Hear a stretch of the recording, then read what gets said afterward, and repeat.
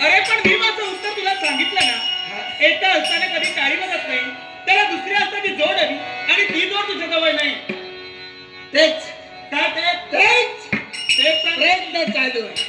मग तुझ्या म्हणण्याप्रमाणे एका हाताने कधी टाळी वाजते, हो, दुसऱ्या हाताची गरज आहे. निश्चितच. तो हातच मिळवण्याचा प्रयत्न कर. अरे पण ते अशक्य आणि आहे. तो हात कोणता असेल?